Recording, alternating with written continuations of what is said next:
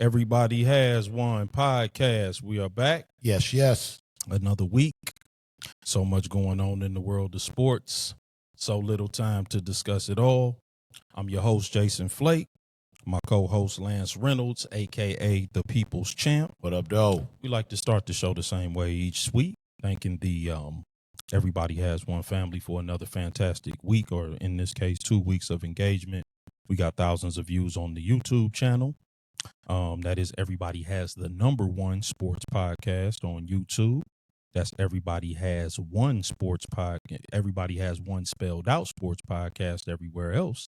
That's Facebook, that's Instagram, that is Twitch, that's Threads, and that is TikTok.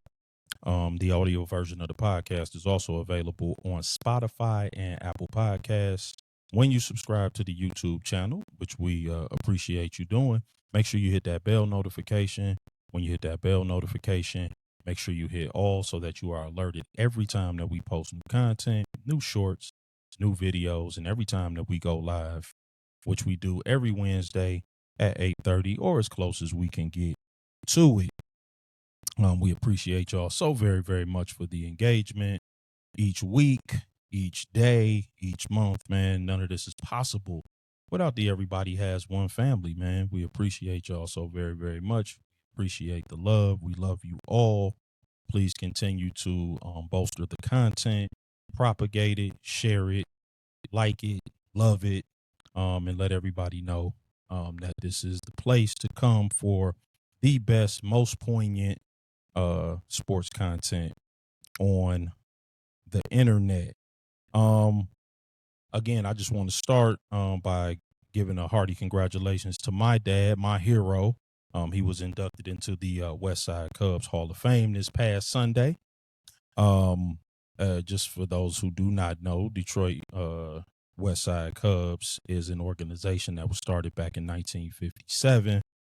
It was a Little League baseball organization prior to 1957.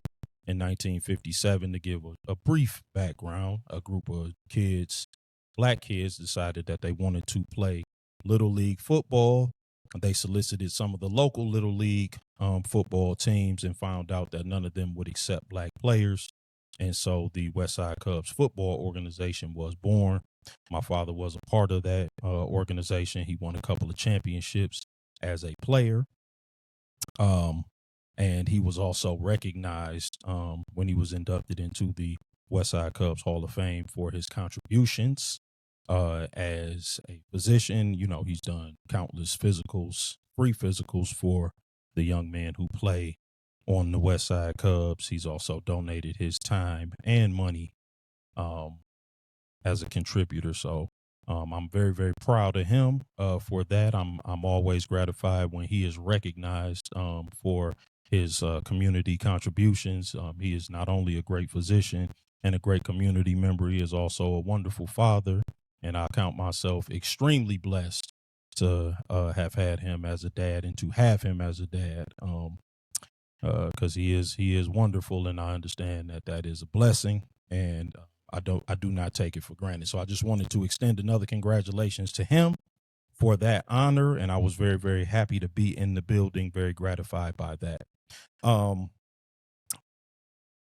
man. Congratulations, Dr. Flake.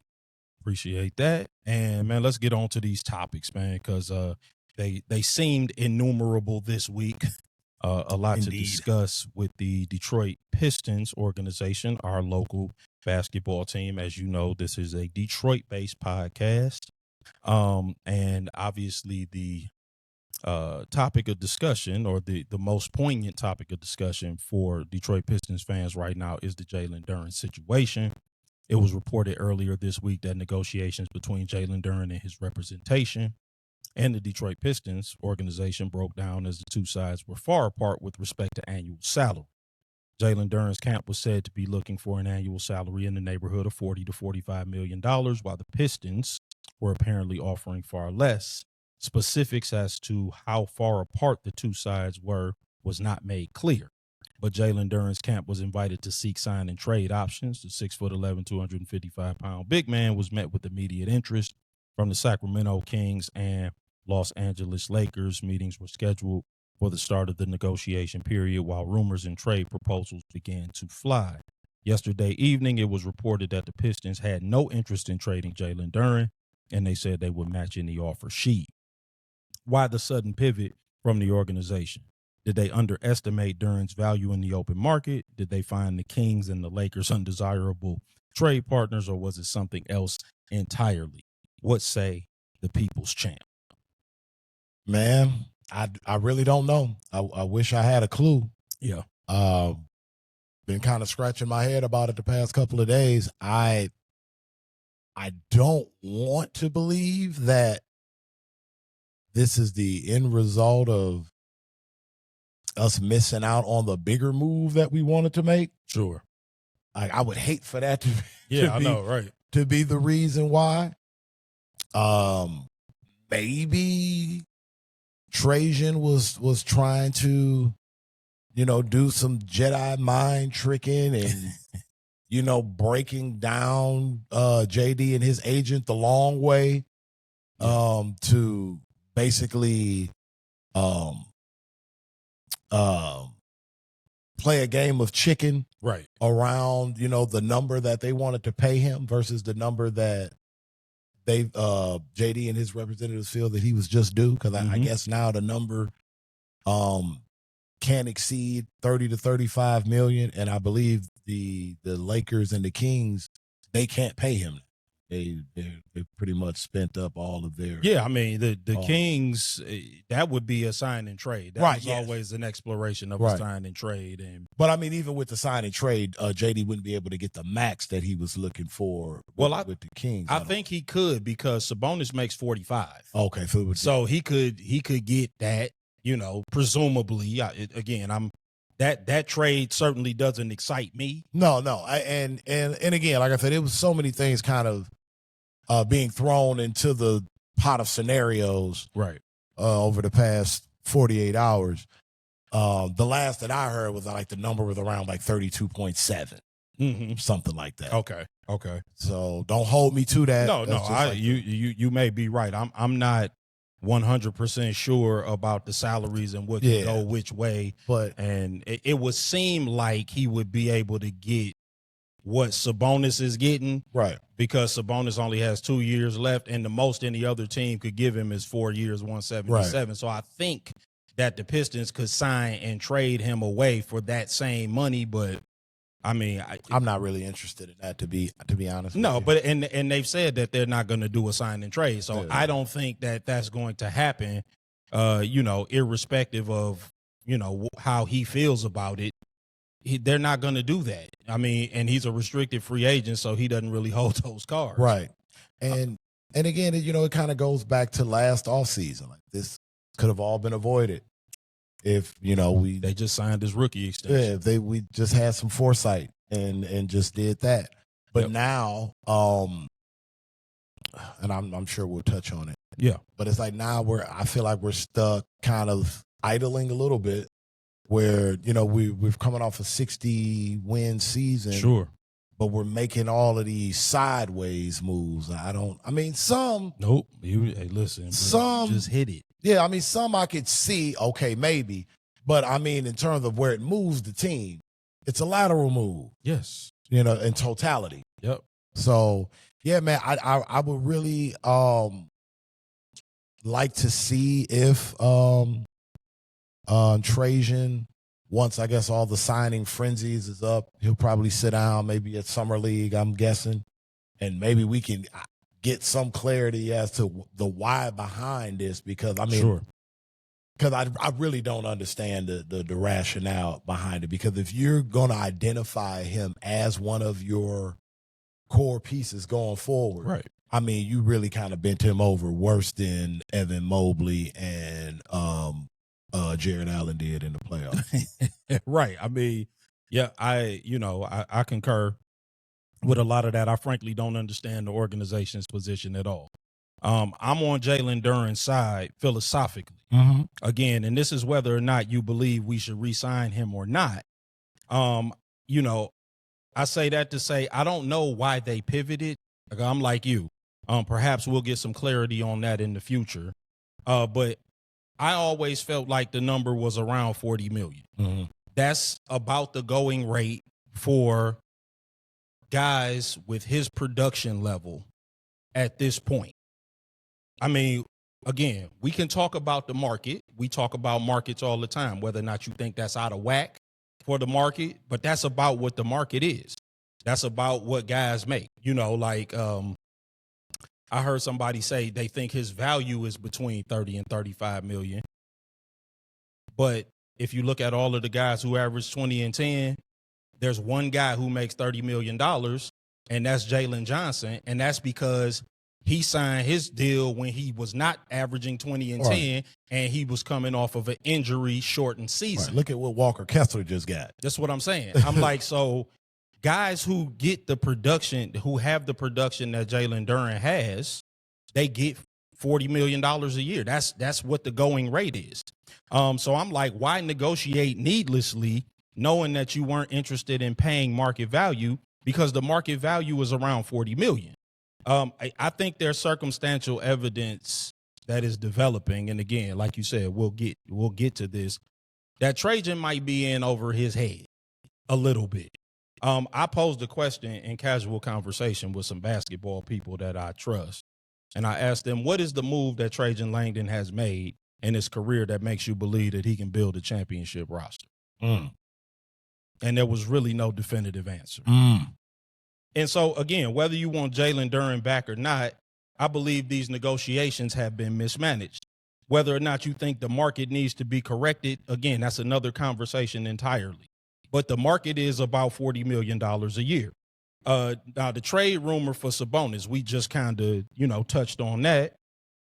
People that are upset about 22-year-old Jalen Duren, his playoff average of 10 points and 9 rebounds for his career, that's over a 20-game period.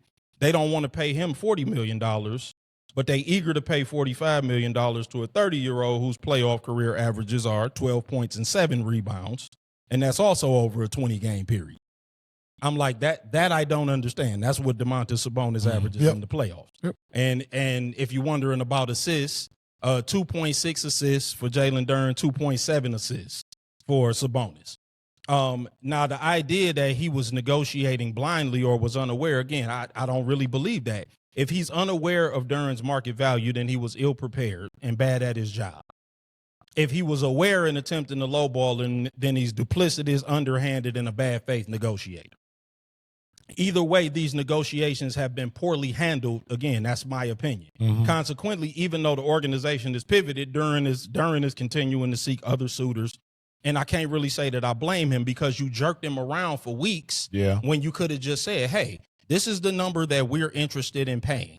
That's the first thing we want to tell you. The second thing we want to tell you is that we're not willing to let you go.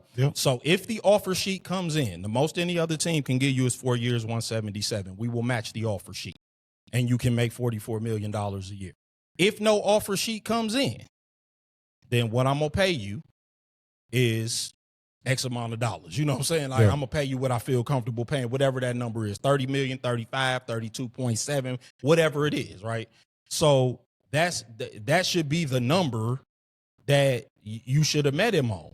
Instead, what you did was you sat with his representation and him for weeks, and I cannot imagine what those conversations have been. Because if you wasn't willing to go all the way to 40 and they started at 40, what y'all been talking about for weeks? Just say, hey, man, let's wait till the start of the new league year. Let's wait to see if an offer sheet comes in, and let's table this until then. I don't want to jerk you around. I don't want to frustrate you. I don't want you to get upset with the organization. You are a guy. We want to have you back. We want things to be on good terms.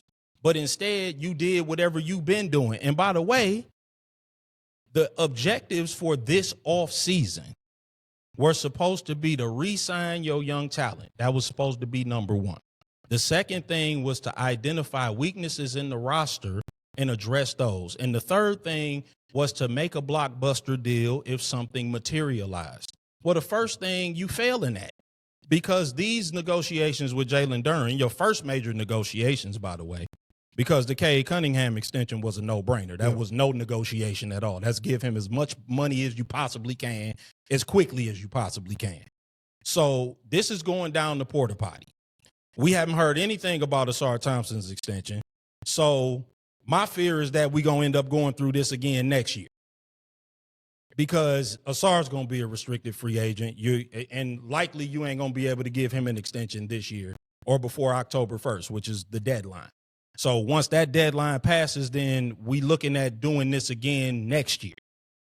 And so, again, this is a wildly mismanaged negotiation, no matter which way you look at it. And I understand why Jalen Duren is frustrated. Now, again, I don't necessarily think that results in him leaving. Right. Because he doesn't hold any cards. And like you said, the market for him to be able to step away is drying up. But that doesn't mean that this was not a mismanaged negotiation.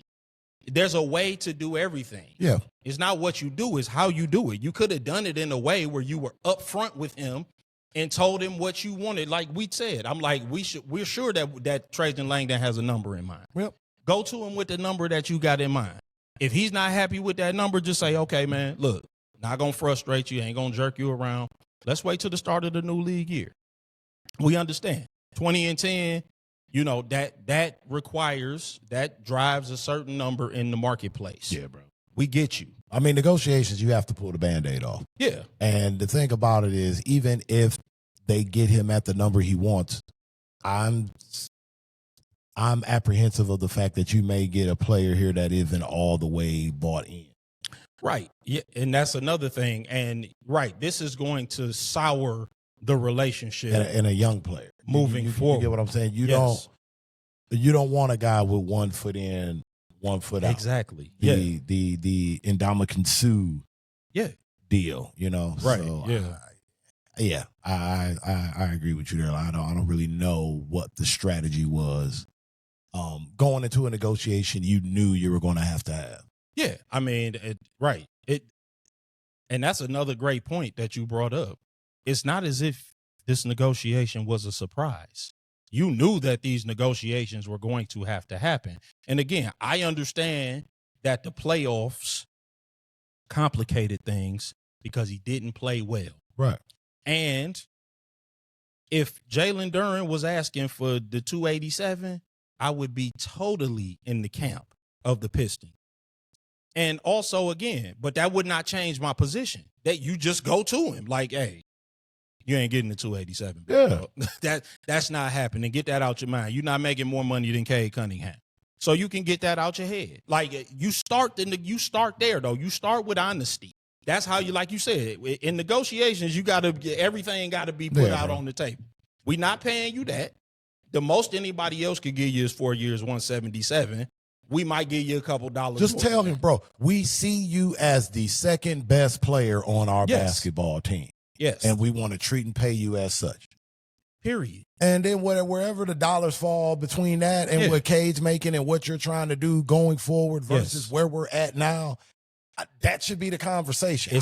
I don't get all the other extra silliness. I don't. It seems simple enough, but for some reason, and I guess if it Duren's agent is what they say they're like football people or something like that? Supposedly. I mean, if that means anything, I don't know what that has to do with anything. Money's money, right? Yeah, they're. I mean, again, the idea that somehow Jalen Duren's representation has like filed up the negotiations. I don't really see it that way. Now, again, like, are some of the tactics different? I'm not in the negotiation. Yeah, I don't know if you say I'll go to the Kings. Right. Yeah, I'm not. I don't know about the tactical strategy of Jalen Duren's representation. I'm not sure about any of it. So I won't even begin to speculate about the difference between football and basketball agents. I'm like, you, money is money. You figure out what the market is and you negotiate for your client. Yeah. And I think that's what his representation has done. Whether or not you think the market is out of whack or whether or not you think Jalen Duren is worth $40 million is inconsequential to the conversation because there is a way to handle the negotiation. Either way, where it does not create consternation where it does not create hurt feelings. Nope. You can do that, and everybody can feel at least like the other party was honest with them. When, like you said, it's a matter of trust. When you feel like the trust has been breached, that's when people get upset and get butthurt. And that's what is happening with Jalen Duren. Now, with that being said, I still think that the likelihood is that he will sign a contract here for, you know, some reasonable price for his production. But I do have many reservations about Trajan Langdon, which we will get into moving forward. Let's talk about the Isaiah Stewart trade, because we got to stay in the realm of the Detroit Pistons for a minute here, because a lot has happened and we've been off for a couple of weeks. Last Wednesday, during the second round of the NBA draft, the Pistons traded backup center Isaiah Stewart for 3 second-round picks. The move cleared roughly $15 million in salary cap space per season, allowing the Pistons more financial flexibility to aggressively pursue high-profile free agents and re-sign other core players. The move also likely promotes Paul Reed on the roster, presumably the backup center, but without Jalen Duren being under contract, he is currently our starting center with the roster as currently constructed. Without Duren's contract secure, do you agree with the trade of Isaiah Stewart? What say the people's champ?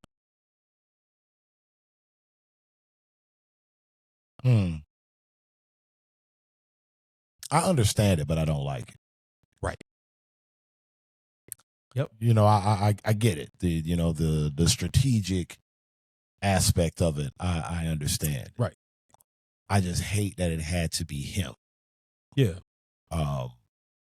Because, you know, I'm kind of a proponent for identity and culture. It's not everything, but it's big. It's significant and it matters.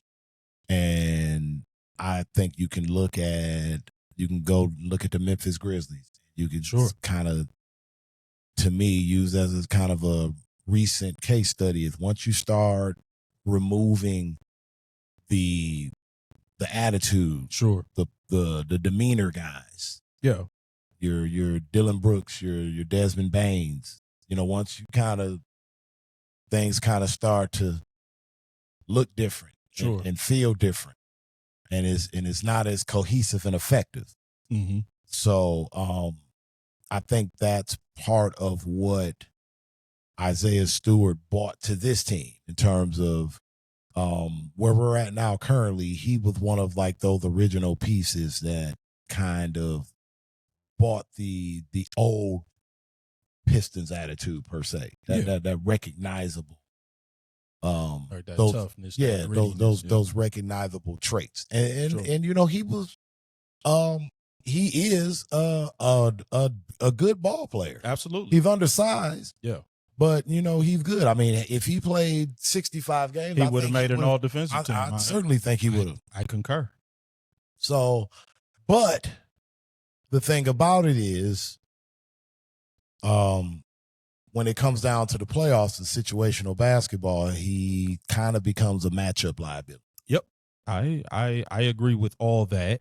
So, you know, there's that. Yeah. You know, absolutely. And I think this season, and I think it's good for the team to learn, and also for fans to see that there's a huge difference in just style of play. Sure. When you're talking regular season versus playoff basketball. Absolutely. It's almost a different product.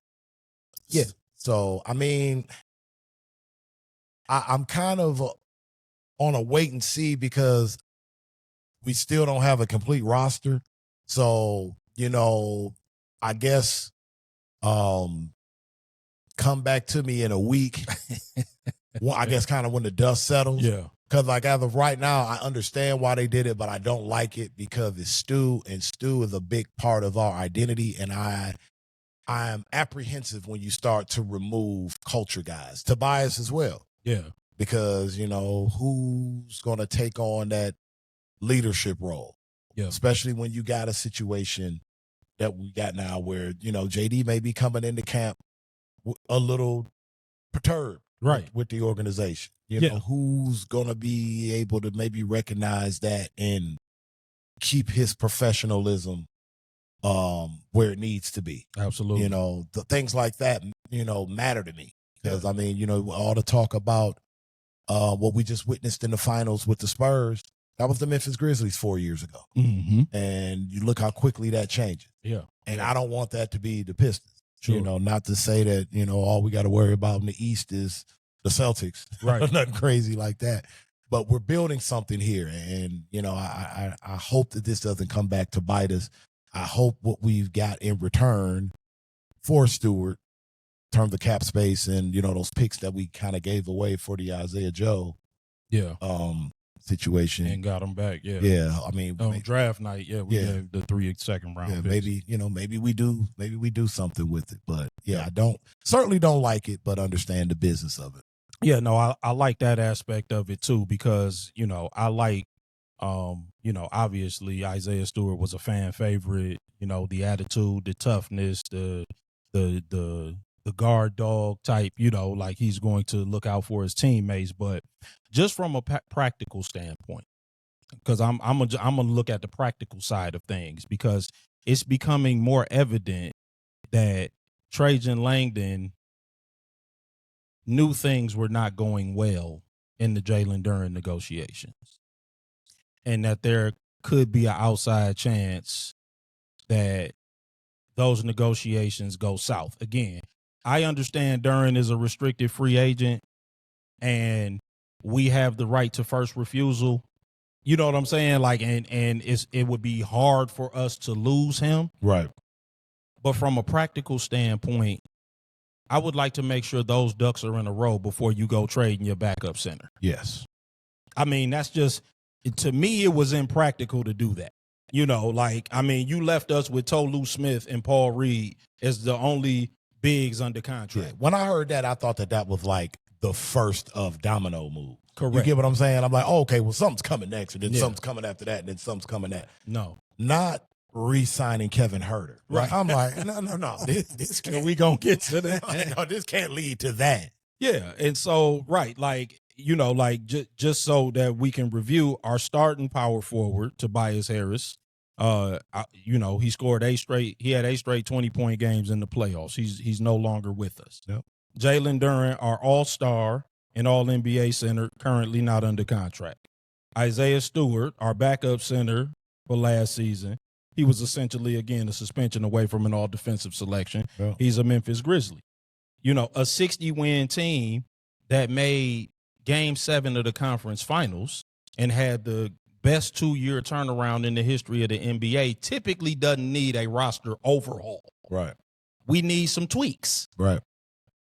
And, not just with this trade, because we're going to get to more conversation, is feeling more like a roster overhaul. And you touched on it earlier, a lot of lateral moves. It's not necessarily upgrades to the roster. He's making some interesting choices.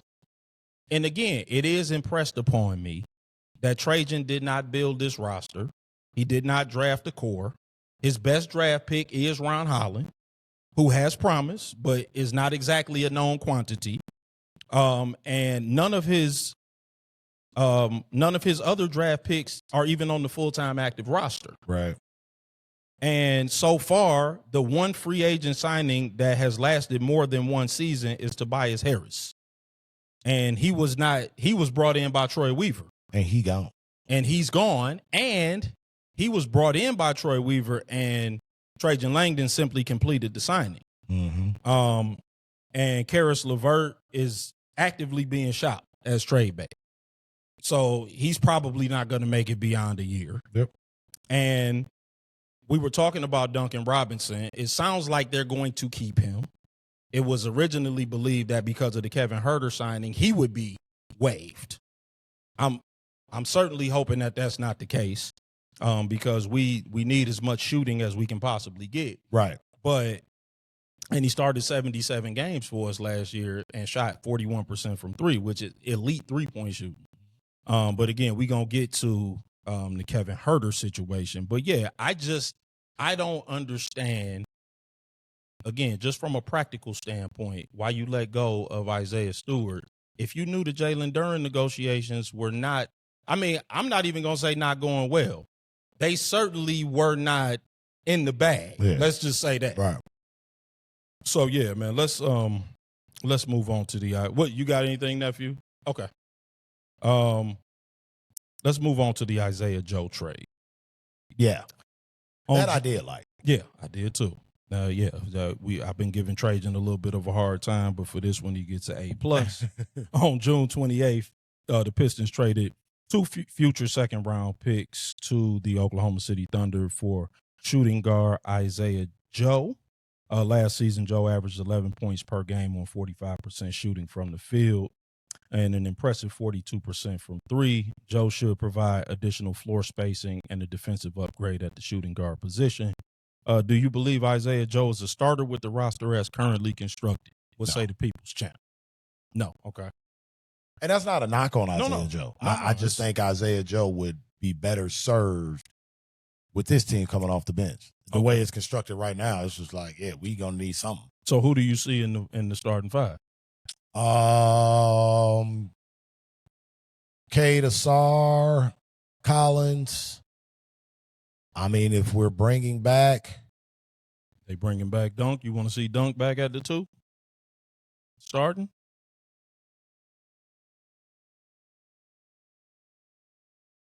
Or, I mean, call me crazy. Take Cade off the point. Oh, and put the rookie in. Hey, man, listen. Okay. I'll just say this.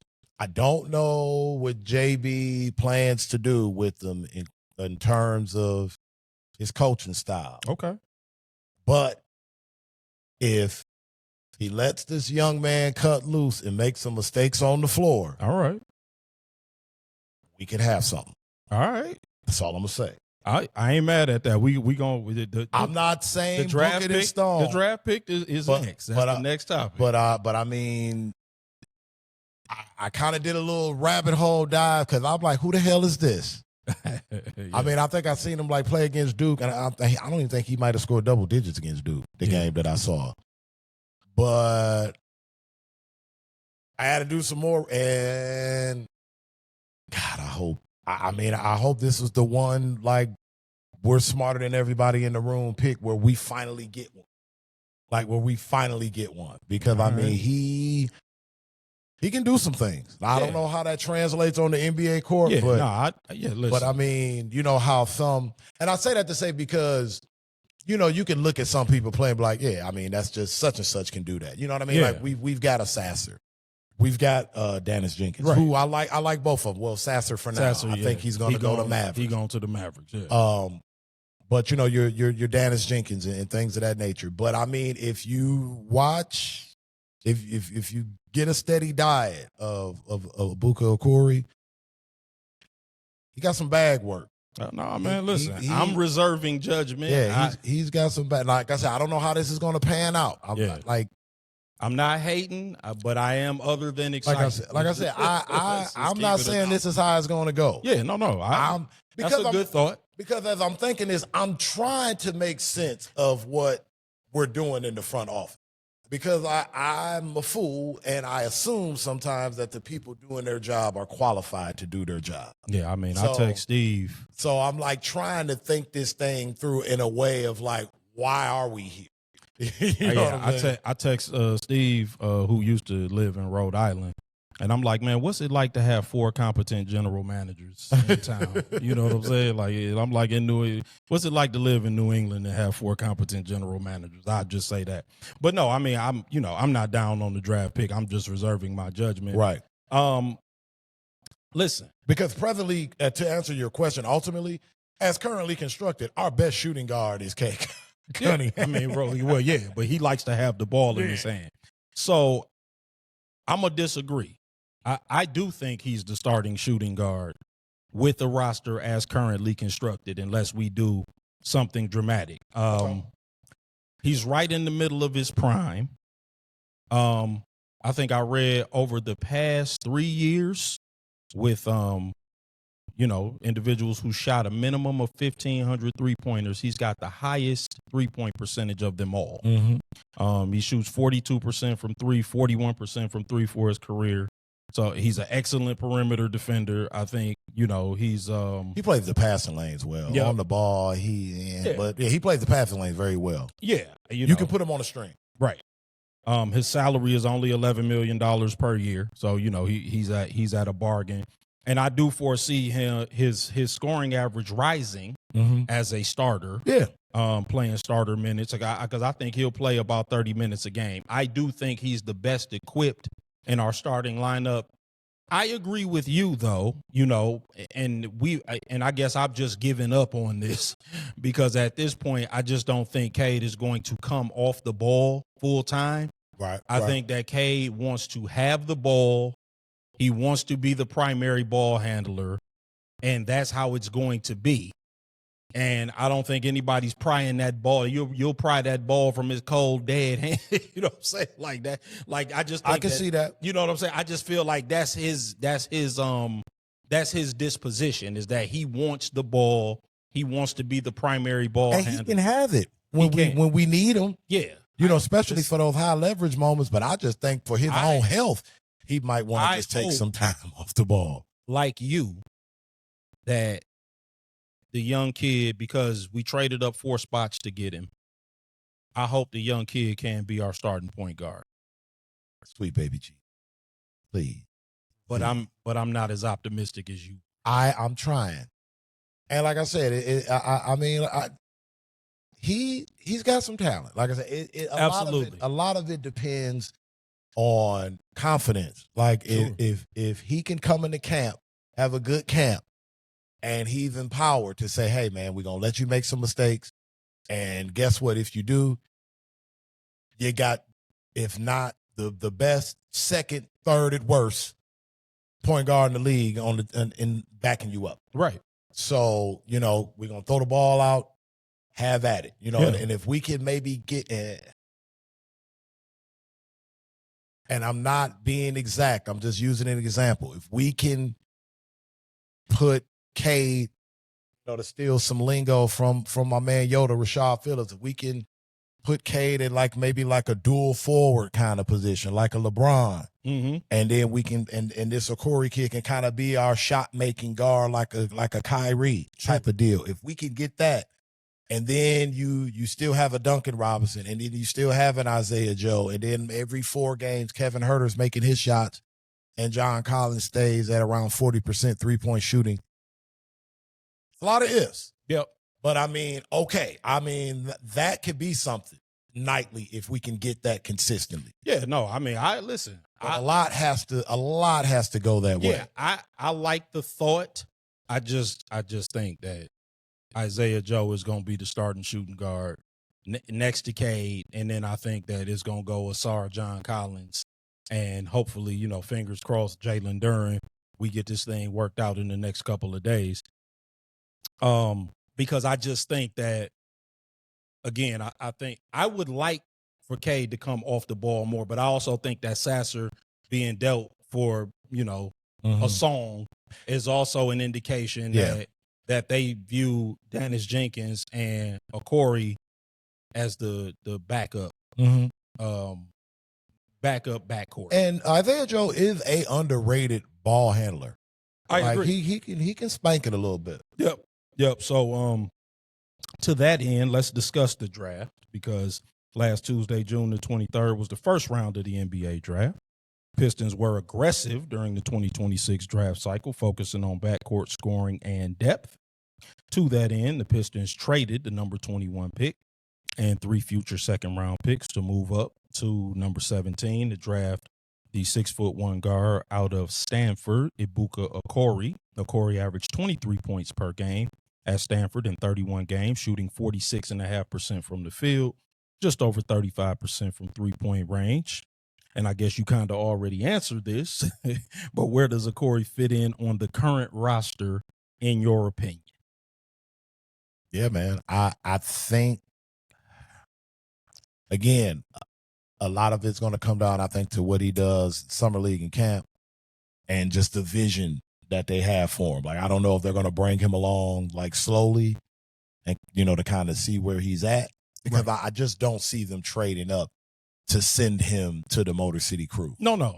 He's on the roster. Like, I just don't see that. No. He's on the roster for sure. But again, like I say, man, if they can get and still, because I think barefoot, he measured at like 6'1.25". Yeah. So he is a legit, 6'2", yeah. So he's also, 6'2", sneakers and tape, he's 6'2". Mm-hmm. So if we can just get some confidence in him, I mean, man, he got some sauce to him, man. I'll tell you. Yeah. I mean, he does a lot of the shit I like to watch. I'm being real with you, dog. I'm just saying. That's just me. He does a lot of the things I like to watch from the guard spot. How that meshes with Cade. And then again, in the NBA, when you're a smaller guard, if you're not an elite shot maker, you have to be able to guard. Yeah, I mean, like the Knicks have shown you. Yeah. You have to be Jalen Brunson or Jose Alvarado. You have Jose Alvarado is a role player. But like if you traded up 4 spots in the draft to get Jose Alvarado, that's a disappointment. Exactly. Yeah. But what I'm saying is to impact the game, you have to be that elite level of a player. You absolutely right. To be a rotational guy. To be of that side. That's exactly why that just didn't light my world. I get you. I'm like, man, to be a small player that is elite is very hard. I'm like, that's hard. You 6'1", you behind the 8 ball. You behind the 8 ball. Not to, again, we have the examples. It's not impossible. Right. And I'm not throwing shade on my man from day one. I think that he's got some promise and some upside, but to be a 6'1" small guard and be viable. Forget a star. Forget a star, like you said, like Jose Alvarado. In order to be a small guard and viable, you gotta be an elite shot maker. You have to be an elite defender. You have to be elite at something. Yeah, for sure, 100%. And you have to demonstrate that very quickly, or your value, it just plummets. I mean, ask Marcus Sasser. You got to be Davion Mitchell or Kyrie Irving. That's what I'm saying. If you under 6'2", you got to be either or. Like you have to be you got to be a great offensive player or a great defender. Davion Mitchell, aka off night. You got to be that. Yeah. If you're gonna be 6'1". Well, and I'm like, I'm not judging. I'm reserving judgment because 31 games and he played great. That's a small sample size though. And I understand it's a college career. He was a one and done. So I'm like, he could very well come here. 340 balls though. Yeah. No, I mean, listen, that's why I said, no, he could score. He can put the ball in the basket. So yeah, no, I mean, did I like trading up 4 spots to get him? No. Yeah. I mean, I get you. Like I said, man, I'll put it to you like, he better be special. Yeah. And it's not like in trading up 4 spots to get him is not about him. Let me say that too, because I'm not trying to salt the young man. Right. I get what you're saying. He could very well turn out to be nice. But I don't think that, again, we talking objectivity. I don't think there's any discernible evidence that he's better than LeBaron Feiline or Cameron Carr. And they would have been available at 21. So, that's the reason why it was a head scratcher to me. Not only that, we have multiple small guards on the team. Trading up 4 spots to get another small guard. We talked about redundancy in the roster. We are guard heavy. We got guards and wings now galore. And our one real big is not under contract. Our backup center is traded. Our starting power forward from last year is on another team. You know what I'm saying? Yeah. So I'm like, and we trading up for small people. Yeah. that to me, again, philosophically, it's not about the player, it's about the philosophy. Right. I'm like, philosophically, I'm like, what exactly is it that we're doing here? He better be special. Yeah. I mean, I'm like, what exactly is it that we're doing here philosophically? Yeah, he has. He has to be. Like I said, I'm assuming they must have had a workout and he blew their socks off. Absolutely. Like I mean, he had to. And again, this kid could very well come in, man, and win Rookie of the Year. I'm not even talking about. You're just him. talking about the philosophy. Yeah, I'm just like, we're trying to understand what you're attempting to get done as an organization. I get that, when you look at what took place in the playoffs, we needed more perimeter scoring. Shot creation, absolutely. Ball handling, that is what was missing, right? So we talked about the three objectives going into the offseason. As we saw them, is that you want to lock up your core. You want to re-sign your young players. The second thing you want to do is address the weaknesses. We understood those to be weaknesses: shot creation, shot making from the outside, and wing rim scoring. protection. Yeah. Like I said, I didn't like the beef stew.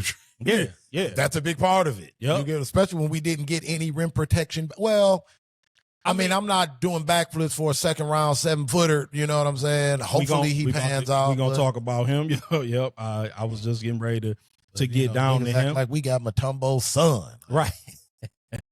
I mean, yeah. So, yes, again, we need right now, we need size. Hell, even if we re-sign Jalen Duren, we talking about Jalen Duren, we talking about Paul Reed, we talking about Tolu Smith as the bigs under contract. Right.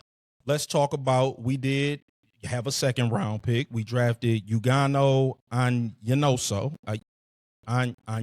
Good enough. Yeah, and no disrespect. Onyenso, yeah. We'll get it eventually. 7-foot center from the University of Virginia. He averaged 6.5 points and nearly 5 rebounds last season for the Cavaliers. Let me ask the People's Champ, do you believe he can make the roster as a rookie, or is he almost certainly headed for the G League? When I say taco, you say fall. Taco. Hell out of here. I mean, yes, I think in the here and now, he's a developmental piece. He's more of a defensive stopper, like we were just talking about. He will need to add some offensive elements to his game. I like his size. I like the energy, but I don't see him being impactful immediately. Yeah. That being said, we have so few bigs currently under contract. He may make the roster out of necessity, but I agree with you that there's, he's almost certainly a developmental piece in the here and now. Speaking of developmental pieces, let's talk about the Kevin Huerter sign. Because this one right here is a dang on head scratcher. Kevin Huerter is re-signing with the Detroit Pistons on a 3-year, $27 million contract. The deal keeps him in Detroit with the third year of the contract structured as a team option. Huerter originally arrived in Detroit following a trade deadline deal from the Chicago Bulls. His return provides the Pistons with much-needed perimeter shooting, I suppose. As perimeter shot attempts. Right. As they look to build on recent playoff appearances. Many speculate that the signing signals the last year's starting shooting guard Duncan Robinson would be released, but we already said that was dispelled. So hopefully that has been dispelled.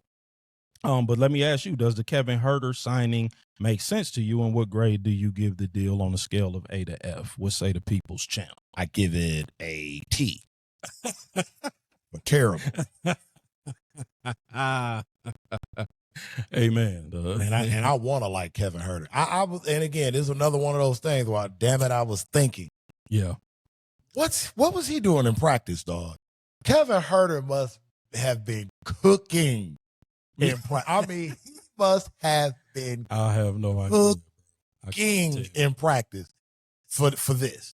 That, or maybe they sign that contract where if it doesn't work out after year one, they can package him as a salary dump contract at a later date. I mean, that's like really all I got for you, man. I tried. Because I don't have nothing for you. I mean, they call the man a sharpshooter and he doesn't shoot 30% from three. Exactly. He shot 29% from three as a Piston. You know, and it's just like, I mean, maybe John Collins, they can get back to the Atlanta Hawk days when he was last good. Because that was like pretty much the last time Kevin Huerter was efficient. Was when he was in Atlanta Hawk with John Collins and Trae Young back in, what was that, 2021? Yeah. So I don't know. I mean, I was perplexed by it when I saw it because it was like one of the first names that we signed. I'm like, right, yeah, like he was a priority. The hell is this?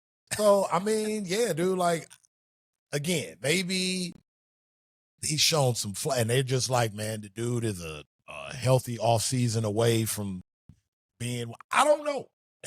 That's all I got, dog. Hey man, listen, I'm like you. But my letter of T for a grade does stand. Right. I'm gonna give it a good old fashioned F. He shot 31% from three last season overall, 29% from three in 25 games as a Piston. Almost threw up calling him a sharpshooter. He's anything but. He's been, again, he's not a good defender. I just reiterate that Trajan Langdon is doing has done very little to put this roster together. It's a checkerboard that's already set up. All he has to do is move the pieces, and instead he started a game of Twister on the checkerboard. And I have no idea why. This to me, if you want my theory, and I don't have my tinfoil kufi, but imagine that my tinfoil kufi is on. He traded a former lottery pick for Kevin Huerter. Yep. And he wants to save face and not just throw him out with yesterday's trash and watch somebody give him veterans minimum. So this is that. Oh, God. Because I'm like you. That's the only thing that makes sense. Because that's worse. Because, yeah, like trading a former lottery pick essentially for cap space, that would look bad. And Kevin Huerter, by the way, was everything we said he would be at the trade deadline.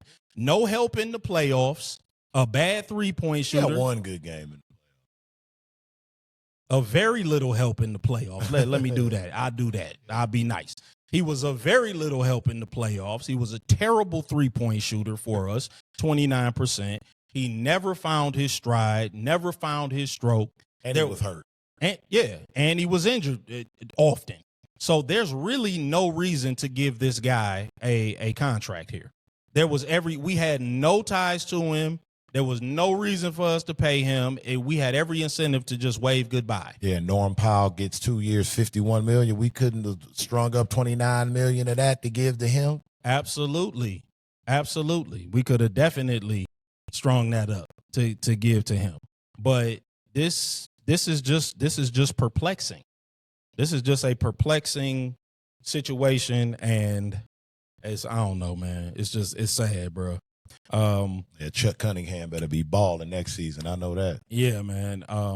I did have the Jaylen Brown trade possibility conversation, but Jaylen Brown, it's no longer a possibility. It's no longer a possibility. He has been traded to the Philadelphia 76ers for Paul George and several picks. I mean, I guess we could riff on that for a minute. Just give me your initial thoughts on that move from the Philadelphia side first, and then from the Boston side. What say the People's Champ? Well, I mean, if you're Philadelphia, you're doing backflips. Of course. I mean, shout out Trade Peace P. Because, I mean, like, this dude has been traded for more Hall of Famers and draft picks and MVPs than anybody in recent history. Indeed. Good God. Indeed. I mean, goodness. I guess they got rid of Daryl Morey just in time in Philadelphia. It paid dividend quickly because now you have a legitimate, I don't want to say this, you have a legitimate core three and sometimes four. Because, I mean, Embiid's going to be load managed for the rest of his. Of course, yeah. He's never, ever. Well, when has he never not been load? Yeah, he's never going to play 50 minutes. But, I mean, when you're talking VJ, Tyrese Maxey, man, like He's a monster. I love that guy. I don't think like the masses know how good Tyrese Maxey is, but he's really, really good. If Troy Weaver would have drafted Tyrese Maxey instead of Killian Hayes, we'd have a championship. Jeez. But I'm just saying. it's a fact. But you add Jaylen Brown to Ty Maxey, VJ Edgecombe, and then they picked up the cat from Cleveland. The shooter, the power. Strus? No, not Strus. Oh. Dean Wade. Dean Wade. Okay. So they just picked up Dean Wade. I like it. Okay. Decent, not just a piece. Low calorie but good calorie player. You know what I mean? So if you're Philly, you got to be loving it. If you're Boston and you're the Boston fan base, bruh, come on. Yeah. I mean, y'all were in talks to get Giannis, and you got Paul George. Sure. And I mean, no disrespect to Paul George. No. And I mean, He's seen his best days, though. I mean, and if this was 2019, Paul George would be better than Jaylen Brown, but it's not. It's 2026. Yeah, right. So, I mean, that's just not the case. So, I mean, if you're Boston, to lose, I mean, what was he, 5th in MVP? Yeah. Voting? 4th in scoring. Yep. I mean, to lose that and the picks that you gave up. Yeah. I mean, good luck. I mean, what's that starting lineup now? Tatum, Paul, Mitchell Robinson, Paul George, Derek White, and Pritchard. Yeah, could be Pritchard. Yeah, yeah, because it wasn't Pritchard last year, but it was those three. Was it Hauser? I don't know. But it's like, and they nixed the Giannis trade for Hugo Gonzalez or whoever the hell it was. Like, what are we doing, Brad? Yeah, and like Brad Stevens is kind of universally regarded as a like really bright guy, basketball guy. Yeah. Well, listen. Dude, you don't give away two-way players, not especially elite two-way players. Let's be real. So here's the thing. Number one, the Giannis thing, I laughed, I chuckled when I first heard that. Boston was never trading for Giannis because their coach is never going to change his philosophy. Oh, so you're saying he wanted a chucker? Yeah, he's not. They don't want to get more physical up front. That they went out and got the most unoffensive center that they could find in Mitchell Robinson.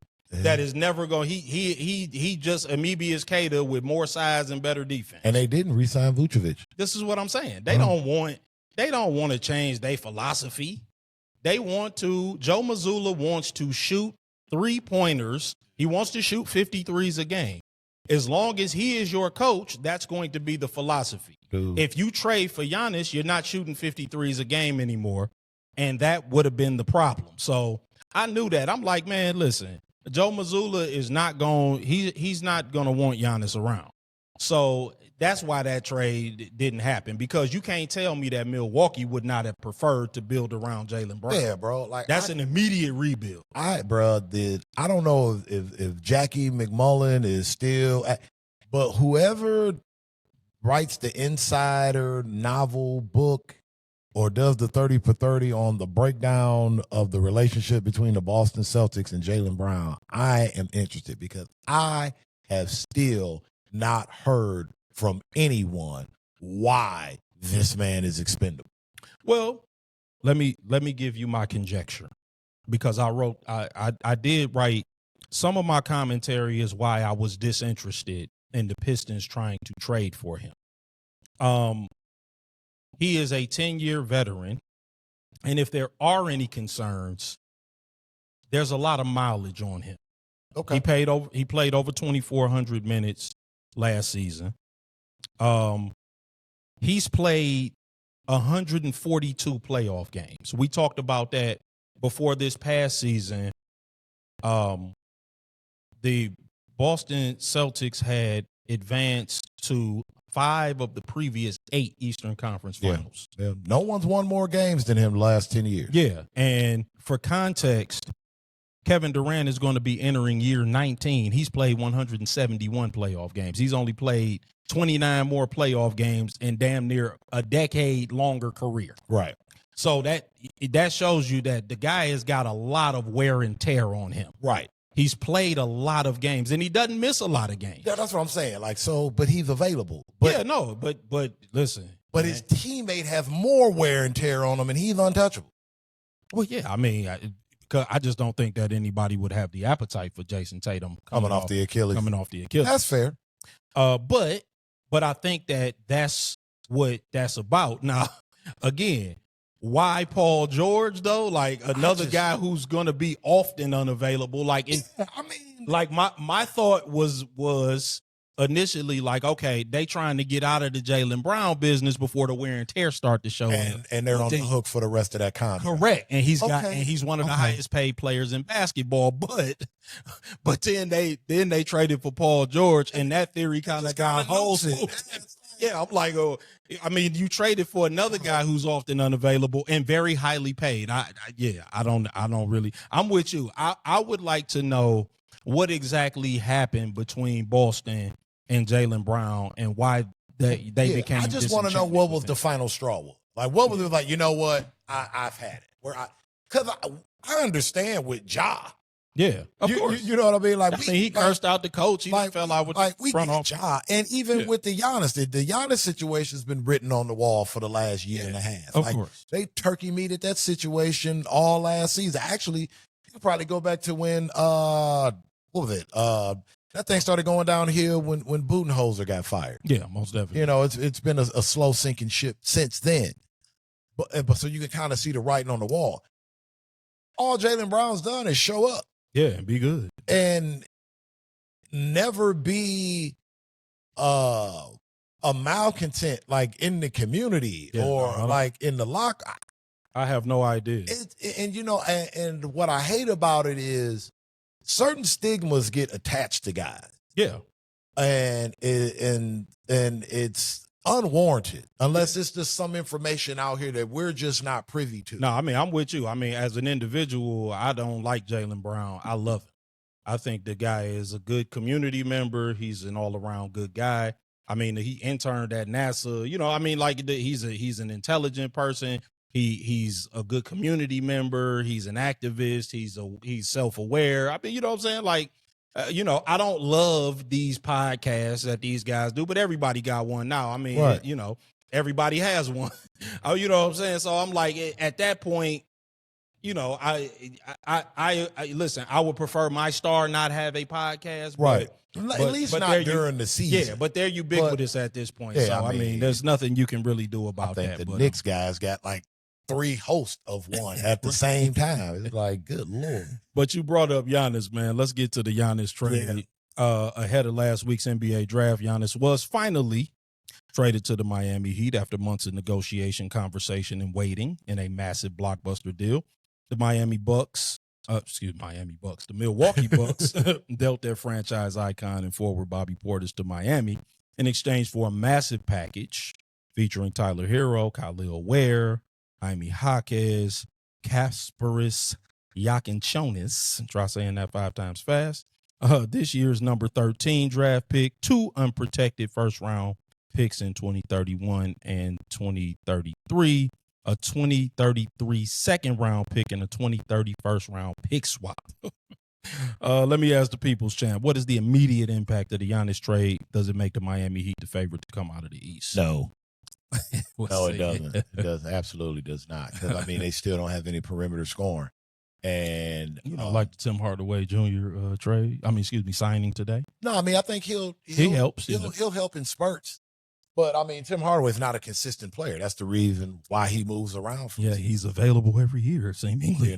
When he's hot, he's hot. When he's not, good God. Mm-hmm. And and then another thing about Philly, to keep the eye on LeBron. Oh, you think he might go to Philly? Yeah, we gonna talk about LeBron. It's possible. He coming up.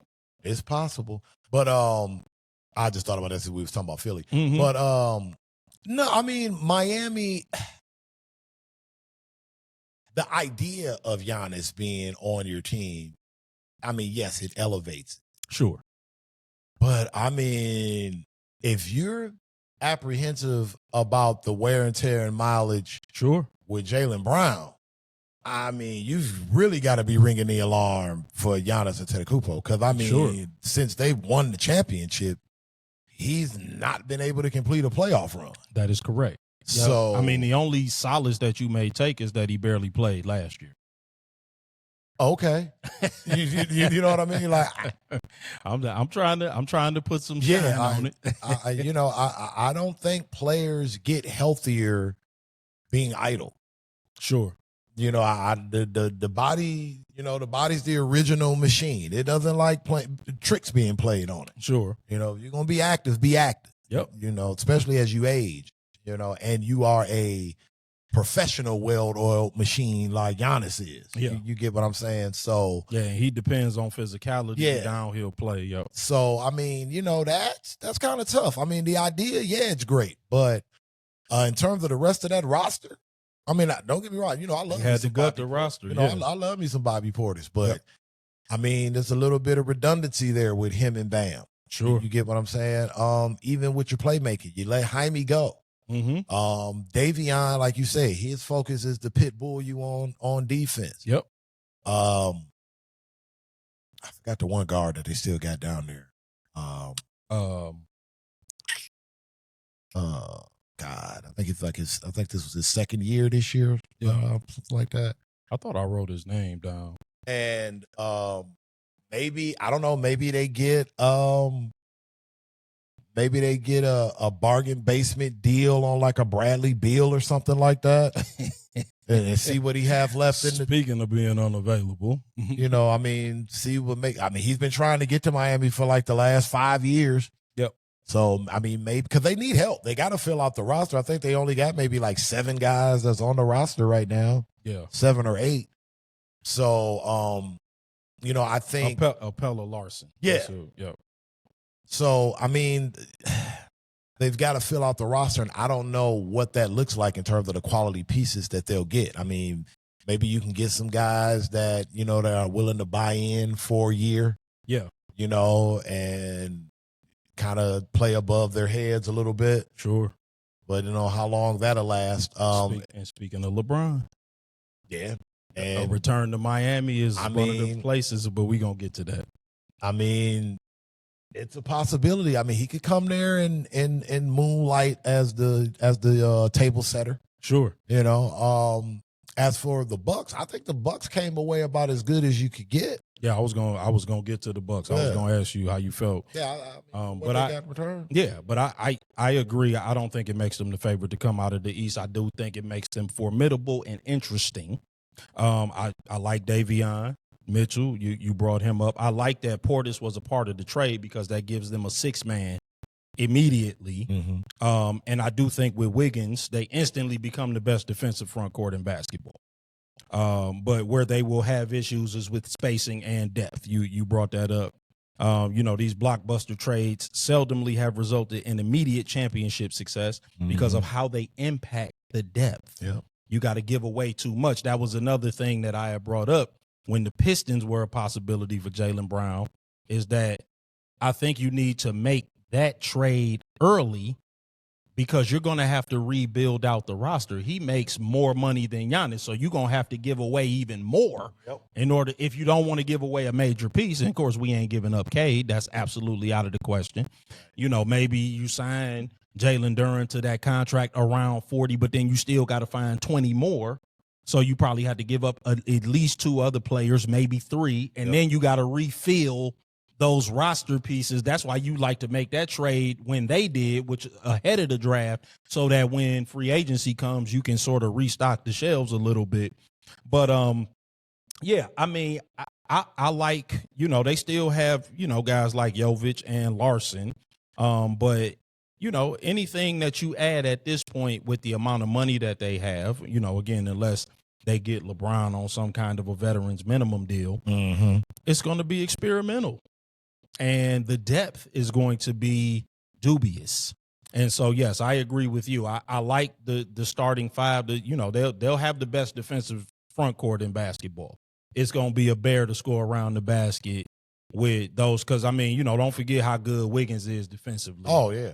I mean, Two-way Wigs. That's what I'm saying. So I'm like, so those three in, like small forward, power forward, center, that's the best small forward, power forward, center from the defensive side that you can find in basketball. And then you got your lead dog turning them right into this him. is what I'm saying. Turning down and the lane right into him. Is an excellent perimeter defender. So, yeah, I mean, I think defensively they're going to give people fits. Oh, for sure. Night in and night out. But the depth, like once you start getting late in the season, how many minutes are you going to have on those guys? Who else is going to step up and be a contributor? All of that, all of those questions. And like you said, Giannis's age. Yeah, how much load management are you going to do with Giannis? Because there's going to be some. Yeah, you're going to need some. Yeah, and and I understand that Miami players tend to be better conditioned. They got a great strength and conditioning program down there and everything. But I'm with you. I mean, age is age. Tread on the tires is tread on the tires, and you have to be. And he plays hard. He does, and he depends on physicality and downhill play. That's why he hasn't been healthy, right? Because that type of play takes a toll on the body. I was going to say, to his credit, he has played a lot hurt. Yeah, no doubt. Yeah, that kind of play definitely takes a toll on the body. So, let's get to the Ja Morant trade. You brought that up, and I think it's worth. Oh, you know what? Yeah. Before we do, let's talk about the Milwaukee side of the trade. Uh-huh. I don't want to forget about that because they got a lot of pieces. They're expected to still move some of those pieces for some other pieces. Mm-hmm. You know what I mean? But how do you feel about that? If you wanted to elaborate on that, I think that it's interesting. I'm interested to see what the final lineup looks like. I like Khalil Ware. I like Tyler Hero. I like Jaime Jaquez. I like a lot of the guys that Miami gave up. Yeah, for sure. And I think that, those guys could materialize into a very nice young team. I forget who the draft pick was that they just got, but I think that, it could be something there in Milwaukee. They could be in for a quick rebuild. Yeah, I mean, they're loaded up with draft picks up the ass. Yeah, sure, like they got picks, I think, going to like 2032. Yes, with this. So I mean, you bring back a local hero, pun intended. Right. You're getting back again a kind of a Swiss Army knife kind of a player in Jaquez who can do a lot of things. And then Khalil Ware, you can kind of see what he can capable big. Yeah, like so now you can shoot. He's a great defender. You can kind of get a bigger servant now to see what he really is. Because, there was always the talk of, and I know you're going to hate to hear this, he can shoot the ball. Yeah. But I mean, as long as he doesn't fall in love with it. No, I mean, I don't mind you being able to stretch it some. But now we'll be kind of, I guess, be able to see it because now he'll have more room to grow his game and expand his game. Hey, as a Pistons fan, I would love for us to be able to get our hands on Khalil Ware. No, yeah, it ain't going to happen. Pause. You know what I'm saying? Yeah, I know. But I mean, he could be a player. And if he develops into a player and you with Hero and then Jaquez, and then with the picks that they had, and then I believe Miles Turner's still there. Yep. Yeah, he's still there. Yeah. I mean, Kuzma's still there. Mm-hmm. Yep. Even though they saying he's trade bait, I mean, I get it. I mean, so I'm interested to see what they fetch for some of these pieces and what they can get, what they can bring back. Who replaced Glenn? You know what? That's a good question. I had to look that up, man. Yeah. Let's talk about the Ja Morant trade. Portland Trail Blazers officially acquired two-time All-Star guard Ja Morant from the Memphis Grizzlies in exchange for forwards Jeremy Grant and Chris Murray. The trade signals a total roster reset for Memphis while giving Ja Morant a fresh start and a chance to join a backcourt featuring Damian Lillard. Were you surprised about this trade for Portland? More specifically, were you surprised at how little they had to give up? What say the people's champ? I wasn't surprised. I was sad. Yeah. I mean, bruh, former number 2 pick in the draft. Yep. Rookie of the year. Mm-hmm. On the precipice of being a face. Yeah. You know, like one of the faces. Especially when we're always having this conversation of, you know, American-born NBA stars. Ja was in that group. Yep. And you look at what Jaren Jackson Jr. was able to get in return for him. Yep. What Desmond Bane was able to get in return for him. What Dylan Brooks was able to get in return for him. For you, as a Ja Morant, to not even be able to garner back a draft pick. Right. That's got to be crushing to the ego. Just like, damn, bro. Like, they like bare bargain basement him. You know what I mean? Like, it's just a reminder of how quick things can change. You know what I mean? In terms of your status in the league, bro. Oh, man. Like, basketball wise, well, what the hell they're doing in Portland? I really don't, bro. They've got like 4 guards and they're all little. Yeah. And then, you know, even with the big guards, when you're talking Sharp and it's like, I have no idea what they're doing, man. I don't know if this is going to be the beginning of other moves as they start like leasing, you know, some of these other players out to reduce the log jam at the guard position. But I mean, the league is better and more exciting to watch when Ja Morant's at the top of his game. I concur. But I mean, with him, him and Damian Lillard in the same backcourt, bruh, no one's going to stop anything. So I don't know how that's going to work defensively. Yeah, I was going to say, I don't think that you can have a defensive philosophy. I think Tiago Splitter is still the coach there. I don't know that he's going to have a strong defensive philosophy with those two. How can you? Yeah. But I mean, you know, if they do by chance make Shaedon Sharp available. Oh boy. I'm just saying. Yeah. Oh boy. We talked about this before. Ja Morant was never playing for the Grizzlies again. So the fact that, you know, essentially all that the Trailblazers did was match salary, that's not really a surprise. We kind of talked about that. I'm on record saying that I might give you a 2nd round pick if I'm feeling generous. And apparently the Trailblazers were not feeling right. Crazy, man. Crazy. But yeah, I mean, and I guess you kind of answered how you feel about Avdia Lillard and Morant kind of being on the floor at the same time. Do you foresee that as being a formidable trio, or fist fight by Christmas? Right. Yeah. Oh, they gonna fight in practice. I mean, you know, it could work. I agree. I think that it's going to be difficult. I don't see it. Yeah. The only reason why is because Ja can't shoot. Right. Like CJ and Dame worked because they both could shoot. Right. You know, Ja is downhill and that's it. And the thing about it is Avdia is not a great shooter. Like if you had another couple of great shooters to keep the floor spread for Ja so that he could slash and create, that's different. I think that with Avdia is kind of a primary ball handler and a creator. Yeah, for sure. So I'm like, it might get a little crowded, but I'm interested though. I gotta say that does make them interesting. I'm interested to see. I mean, it does make them interesting. But I kind of agree. I mean, you know, that it could be a problem. But it will give them multiple ball handlers. It'll allow them to play fast up tempo. And Scoot made strides last year. He did. I like Scoot too. You know, like, do you retard his development? No. I would not if I was the Portland front office.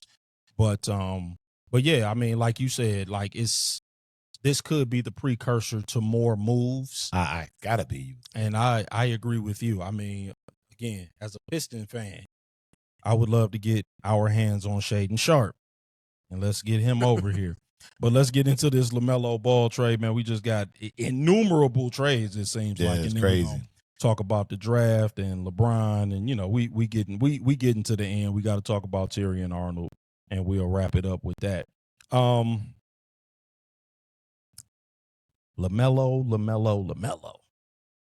It's an interesting name to say. The Charlotte Hornets traded franchise point guard LaMelo Ball to the Minnesota Timberwolves in a blockbuster deal late last week. Ball and Josh Green were sent to Minnesota in exchange for Naz Reid, a 2033 unprotected first-round pick, 3 first-round pick swaps, and 3 second-round picks. I'm going to just ask you straight out, man. Do you believe LaMelo Ball is a good fit in Minnesota? What say the people's champ? Yeah, I think so.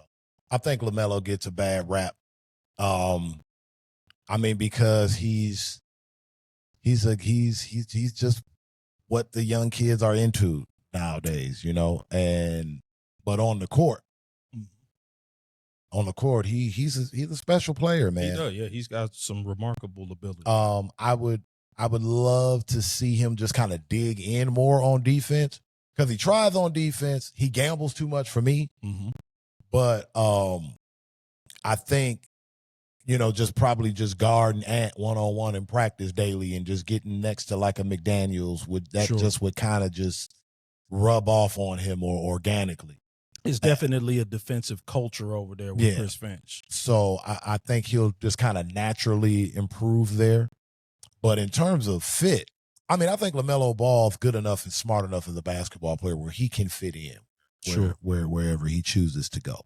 I think the big thing for me when I first heard about the trade, my first thought went to, two thoughts. First, damn, they couldn't keep Naz Reid.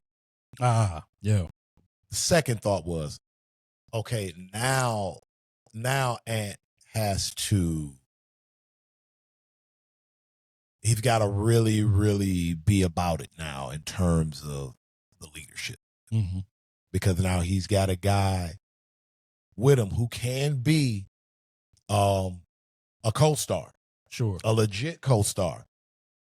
But I think Ant's going to have to be the one to be the leader. He's going to have to be the one to corral. Yeah. He's going to have to be, and him being, jovial and we love that about him. Mm-hmm. And the charisma and the aura and all that. Yeah, all that good stuff. We love that. But I think now he has to corral that a little bit. Yes. He's got to grow up a little bit and really wear the C on the jersey. Yeah. And if he does that, and if he can, because all the great ones learn how to push the buttons of the players when they need to. Yeah. And when they need what they do best from them. Right. He's got to learn that now, because if he can do that with LaMelo Ball and Rudy, because say what you want about Rudy. Man, Rudy in the playoffs played his ass off. He did. He played very well, particularly in the Denver series. Yeah, probably his best defensive playoff run. Yes. When you consider how they used to hunt him. Yep. So, and you still got Jaden McDaniels. You still have Terrence Shannon. You were able to bring back AO. Yep. Io, who I wanted. Yep. I wanted Io bad. Yeah. So they're bringing back, when he's healthy, White Dante. Yep. So I mean, he's got some pieces there. Yeah. And I mean, his team's been in the conference semifinals, been to a conference finals. I mean, you've got the third pick in the draft where you were number one. Yep. And he's anywhere from a 21 to 25 point a game scorer. Yep. He's a 7 to 10 assist guy easily. Mm-hmm. And he's one of those guys, he can catch fire quick. Yeah. And score in barrages. So, yeah, man, I think it can be a fit. I think it can be a championship fit if Ant-Man embraces the leadership role. Yeah. I think he's got to do more than just say I'm the leader. Yeah. No, I mean, from the Minnesota side, I definitely have mixed feelings about the trade. So my initial reaction was to appreciate that the Timberwolves are never simply sitting still and being conservative. Successful people in organizations are decisive, they take bold swings, and they are innovative. They forecast. But the question mark is LaMelo and how his game translates to being an actual number 2 option, because he tends to be ball dominant. His shot selection leaves much to be desired. His career field goal percentage is just around 44%. Over the last 2 seasons, it's been under 41%. He's just an average 3-point shooter, 35% for his career, and he's never been known for his defense. You kind of brought that up. So, how he performs in high leverage situations, it remains a mystery. And whether or not he can play off the ball is up in the air. Whether or not he can be he can spot up and knock down shots, that's an absolute Agatha Christie novel. We just have never really seen him do that. I tend to be positive about it, though. I kind of feel like you. I think that being in the ecosystem that is Minnesota, Chris Finch has a defensive mindset. I think he will grow as a defender there. I think that the shot selection as a second option will, number one, become easier because he's not going to be the focus of the defense. Ant-Man's going to be that. Yep. And so he's going to get better looks. He's going to get more lanes to the basket. Downhill action. Yeah, he's going to get better, looks from 3-point range. So I think that all of that will be impacted positively by him for the first time playing with an actual superstar, and that's no disrespect to anybody that's on Charlotte, but, Ant-Man is an actual top 5 player in the Miller NBA. will be there, but he ain't there yet. Right. They'll grow, but they're not Anthony Edwards. Anthony Edwards will be the name at the top of the scouting report every single night. So that will give LaMelo the opportunity to play at second fiddle a little bit, not be focused on, not have people blitzing him off of screen and rolls and all of that type of stuff. So I tend to be positive about it. But one more question about this particular transaction, because with the Miles Bridges trade, in addition to the LaMelo Ball trade, what do you think the Hornets are formulating after a seemingly breakout season with their young core? What say the People's Champ? Yeah, that's interesting, because I was wondering that too. I'm like, well, I mean, they did lose LaMelo. Right. They still have Khan. I don't know if they're planning to put the ball in Khan's hands more. Well, they drafted a point guard. Yeah, but I mean, right. Is he ready? That's a question mark. But maybe they see him as as being ready, because they kind of immediately traded LaMelo after they did that. And I mean, I guess. Right. Yeah. I mean, right. But I mean, it's like Charlotte has, rarely shown me through their brain trust that, sure, that they're at the forefront right. of shrewd offseason maneuvers. So, I mean, touche. So, I mean, I don't know if they're waiting to land a big fish maybe at the trade deadline. Okay. Maybe because, I mean, as of right now, I mean, it's nothing out here really that's going to turn their franchise around. No. They gave away the best player they had in their organization since Kemba Walker. Sure. So, I mean, like I said, maybe they're waiting for something like that. I would have to look and see what the 2027 free agent class is looking like. Right. Maybe that's what they're doing. Because, I mean, I think they'll still be competitive. But, I mean, they kind of lost their table setter. So, right. Good luck with that. I mean, like I said, they still got and I don't know, maybe they're looking to run a 2-man game with Miller and Khan. Sure. Maybe they figured one had to go. Yeah. Because there wasn't enough balls. Right. To your point, with LaMelo, sometimes liking to be he's ball dominant. Yeah. So, I mean, maybe that kind of plays into it. Yep.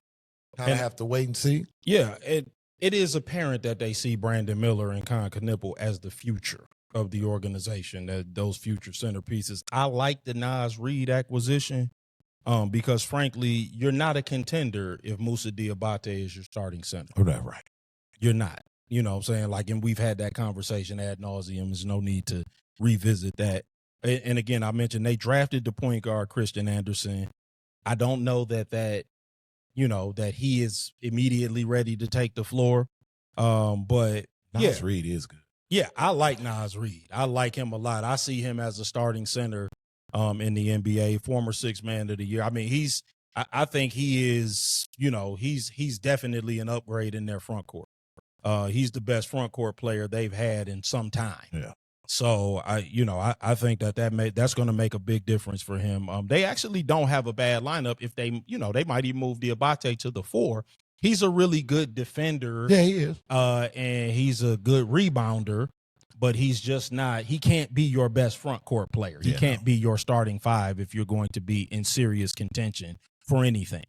But man, let's get to the NBA draft. Let's recap that real quick because we already talked about the Pistons pick. But as we have mentioned multiple times, the NBA draft did take place last Tuesday and Wednesday. Notable selections were obviously A.J. Debinsa going number 1 to the Wizards, Darren Peterson going 2nd to the Jazz, Detroit's own Darius Acuff going to the Sacramento Kings at 7, and back-to-back Wolverines being selected at 11 and 12, and Yaxel Lindenberg and Adai Mara going to Golden State and Oklahoma City, respectively. Let me ask the People's Champ, which team or teams had the best draft, in your opinion? What say you?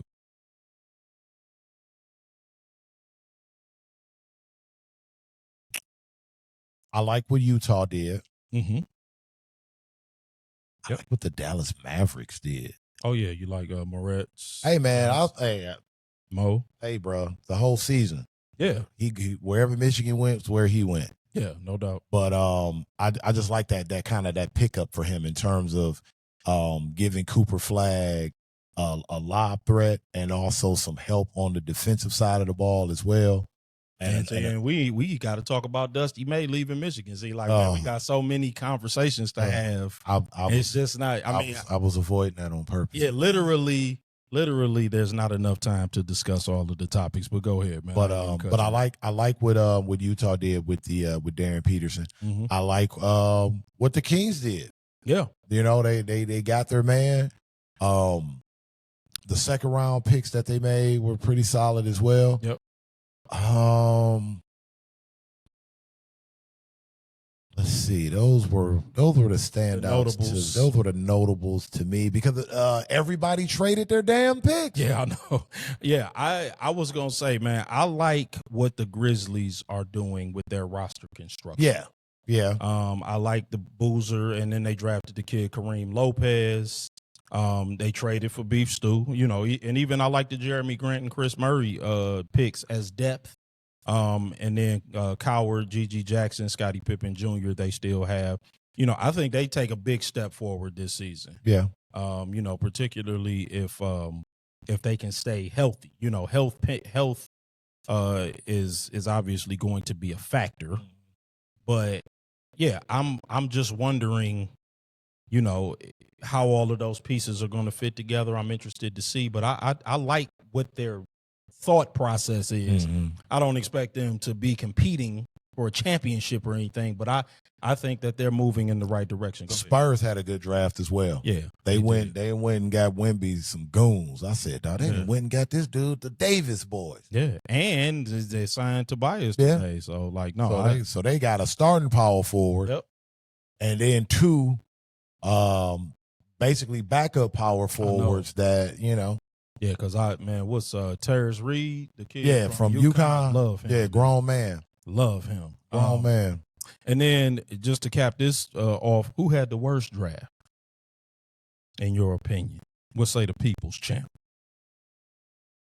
The worst draft? Probably the Lakers. I don't even know who did the Lakers draft. Did they get Cameron Carr? Is that who they got? No, they didn't get him. I'm trying to remember who they even got. I had to look up the Lakers draft picks. Yeah, that's funny. Yeah, I mean, so me, man, we talked about this off the air. Go ahead, nephew. Cameron Carr. Oh, they got Cameron Carr. Okay. All right. That's not a bad pick. I like Cameron Carr. The 76ers.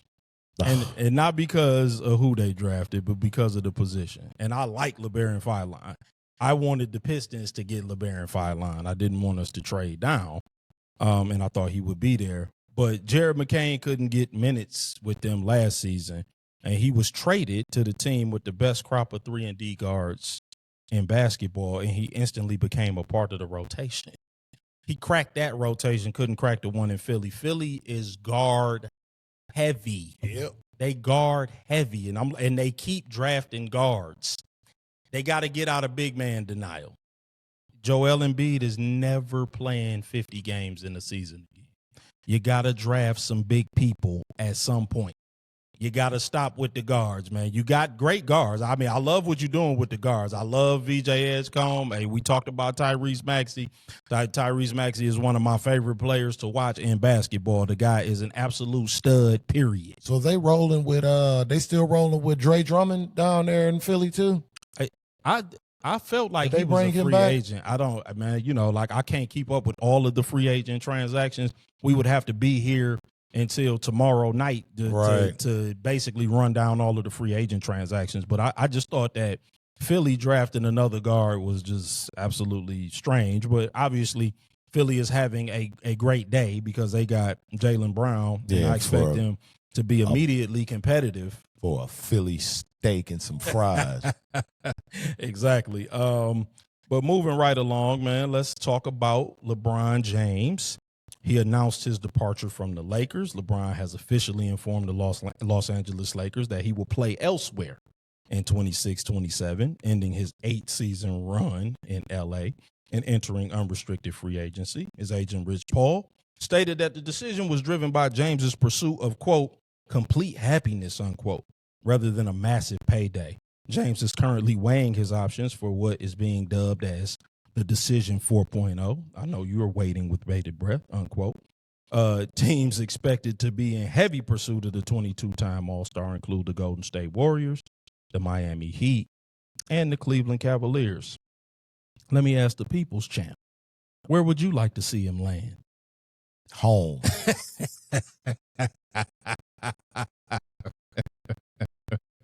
I mean, that's front porch or living room. That's also or man cave, wherever he prefers.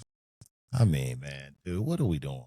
You know, it's like wherever he goes, they're not going to win, and it has nothing to do with him. It's just the fact that wherever he's going to go, the team probably isn't going to be good enough unless he goes to Philly, or San Antonio, and takes veteran minimum, now if he does that. Okay, but it's just like the thing about it that has always drove me crazy about LeBron James, that he always does the obtuse stuff. You get like he just can't help it. Like, dude, just say what you want to do and what you want exactly and where you want to go, and be done with it. Just like, look, man. I mean, he's going to say that during the Decision 4.0. You don't want to see that. You don't want to see the Decision 4.0. No. I don't. But it's just like, bro, LeBron James at this point can call whatever team he wants to play for and be like, hey, man, I'm thinking about coming there, man, and closing this thing out. Yeah. Can we do something? Sure. Rich will call you tomorrow if you think so. I mean, bro, after 24 years playing in the NBA, who don't he know? Right. I mean, man, listen. Like, I mean, how many former players he's played with that are coaches and GMs? Like, dude, like, just get on the phone, pick your team, and tell them to work it out and go there and have your victory lap, which you deserve. Sure. And we can all go on with our lives. Like, but just like inventing these like nothing burger stories for no reason. I mean, man, you got AD thinking he about to get traded to Golden State, getting his hopes up. Shit. And come to find out he going to be stuck in purgatory in Washington where they talking about we dedicated and committed to winning now. Man, shut up. Man, you know, you got Jimmy Butler pacing, wondering whether or not he going to stay or he got to load up his coffee. Trying to create confidence, messing his bag up. You did monkey hustled the Lakers into signing your boy into that guaranteed money. Yeah, I know. Because they had to the 29th to decide whether or not they was going to pay him. He told them on the 30th he was leaving. Can't knock him for that. Got to take care of your boy. Yeah, no doubt. But, I mean, at the end of the day, let's call it for what it is. He knows what he's doing, and he's being obtuse on purpose, and that's what he does, and it just drives me nuts, bro. Just say where you want to play, or at least, you know how some guys say, I'm interested in, like, for a contender and winning. Dude, you know who the real contenders are. Sure. You know who you can go to and put over the hump or place right there in terms of, you know, they can win or not. So just do that. And, you know, let's just move on. But all this other, I'm going to take 7 days and decide. Well, dog, let's not hear from 7 days. First of all, who they think they fooling with this announcement? The Lakers told you that they wasn't bringing you back. This whole announcement that I won't be continuing on with the Lakers because I'm looking for complete happiness. And again, man, I have nothing against LeBron. I actually think, again, that LeBron, I've said this, I'm not going to make my entire statement again, but LeBron's extended prime is his superpower and his kryptonite. The fact that he's remained so good for so long has put him in a conundrum.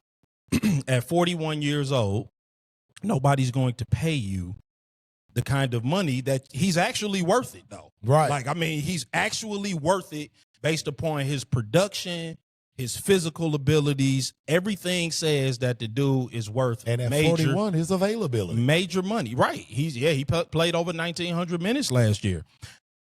But the problem is that nobody can make future plans with a 41-year-old. Right. That's the problem. You cannot make future plans with a 41-year-old man. And nobody's going to give up or even forego younger players in favor of an older player. A 41-year-old, older player is an understatement. A 41-year-old. And even as good a shape as he's in, injuries are still going to be a concern as well. Yep. That's another reason why people don't want to give him the money that he's actually worth. Again, I'm with you. I would really, really like to see him retire. I understand that that's not going to happen. I don't want to see him on a fourth team. I don't want to see him go somewhere and have on another jersey and do a farewell tour. I'm actually cool with that, man. The guy don't have anything else to prove. He's an all-time great. He's been a stud. He's actually been a class act. He's never been wrapped up in any scandal. Well, he's a fantastic player that just deserves to kind of go quietly into that good night. I just don't see the value in LeBron doing it, going somewhere and playing on a veterans minimum deal. That's beneath him. That's beneath him, man. I mean, and again, I'm not what you would call a LeBron diehard fan. I know some of them. I do not qualify. I don't qualify as a LeBron diehard. But I am a LeBron fan. I do respect what he's done for the game. I respect his game. I respect him.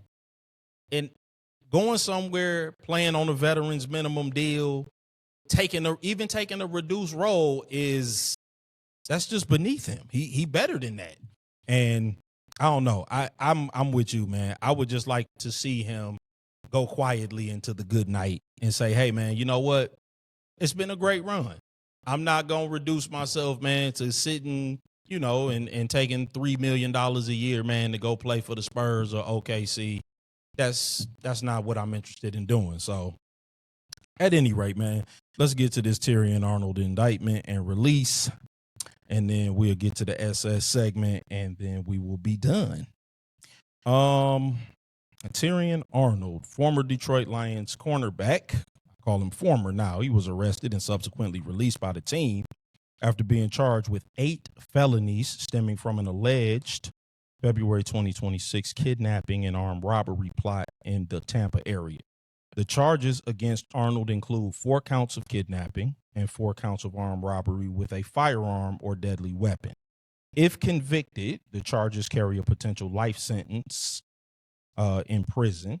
Prosecutors alleged Arnold coordinated, quote, vigilante justice, unquote, in retaliation for the theft of more than $200,000 in personal property, cash, jewelry, and luxury goods from an Airbnb he rented in Largo, Florida. Police and prosecutors state the 3 victims, including a driver employed by Arnold, were actually innocent of the theft. They were reportedly lured to an apartment, held at gunpoint, beaten, and pistol whipped. Although not present at the apartment, investigators alleged Arnold was the, quote, primary conspirator, unquote. Prosecutors claim Arnold monitored the events via FaceTime stream and gave orders during the assault via a group chat, which is incredibly dumb. Should the Lions have made contingencies when the story broke initially? And should they pursue a cornerback now via trade? Yes and yes. What say the people's champ? And I can't believe that they didn't do it. And yes. I mean, when you knew this was coming down the pike, I mean, it's the feds. Right. It's the feds, dog. Yeah. They rarely miss. Yep. When you know the feds are watching, the contingency plan should have been activated that day. Right. Like, none of this, well, based off the information we have and what the kid told us, I believe the kid. What the feds say. Right. Right. Did the feds say, hey, it ain't call good the for prosecutor. this nigga? Yeah, call the prosecutor. Yep. Yeah, you you're right. know. They should have called the district attorney right then and said, hey, what is this looking like? I mean, come on, man. It's the NFL. They got the goods on everybody. If you really wanted the skinny, they could have got the skinny. Yep. So, again, I mean, this is the Lions front office dropping the ball again. And, you know, especially the part that makes it so egregious to me is, you know, if there's any unit on our team that is the most severely depleted, it is our secondary. Yes. Like, I mean, we knew this before last season ended. So to go into the offseason, to have this come about early enough before the draft, where you could have done something, to get to the point now where training camp is what, 3 weeks, 2 weeks? Mm-hmm. And now we're dependent on Ennis Rakestraw the third, who's not played one meaningful minute of football as a Detroit Lion, as an NFL pro. Right. And this is where we're at. So, yeah, I mean, yes and yes, to answer your question. Epic fail. Yep. In hindsight, most definitely, I'm with you 100%. Maybe they thought they were making contingencies when they signed Rock Yassin. I think we should explore the trade market, but a good corner is going to be expensive. Don't disrespect Rock Yassin.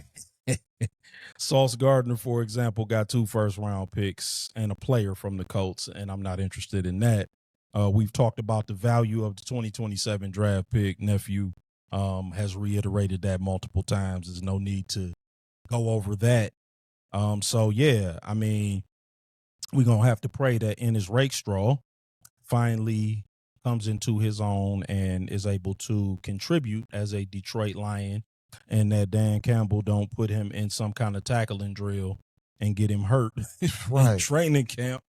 Y'all stretch y'all hands toward the everybody has one set and pray and y'all agree with us in prayer that none of our other defensive backs go down, and y'all pray for Kirby Joseph's knee that he is able to return to the field, because otherwise we're going to be in dire straits in the defensive backfield, which that has been my biggest concern all off season. I've been consistent. I am nervous about the defensive backfield. I think it was our biggest problem last year. I think it was masked. I think that we have focused on the offensive line in this offseason. And I'm not saying that the offensive line was not an issue at times, but we still had a top 5 offense. The biggest issue that we had was our defensive backfield. It was masked because we go for it on 4th down so much that we give up short fields, and it doesn't look like we give up that much yardage. But we gave up a ton of touchdowns. Our yards per pass was extremely bad. I mean, again, we've talked about this before. There's no need to re-adjudicate it. The defensive backfield was not and then can we say the quiet part out loud? Terrion Arnold has not been that good when he's been on the field. if we gonna be completely honest. Whoa. Not that good would insinuate that he was good for some extended amount of time. Yeah, I mean, he wasn't good hardly ever. Yeah, somebody said he put together 6 good games last year, and I'm like, which 6? Yeah, like I must have missed them. Like, I don't remember him putting together 6 good games, but he's struggled. He's been inconsistent at best. If we gonna be nice on the Everybody Has One podcast, inconsistent. Okay. But do we even need a SS segment after that? Go ahead. You got anything for the SS segment, man? The only one I got is Ben Simmons. what like, I mean, just tell the people. This man sat up here and said he was finally having his come to Jesus moment about the passing of the layup. Yeah. So his reasoning was, y'all ready for some SS? What's his reason? I wasn't hitting my shit, so I threw it to Matisse Thybulle. Why don't you just make the free throws?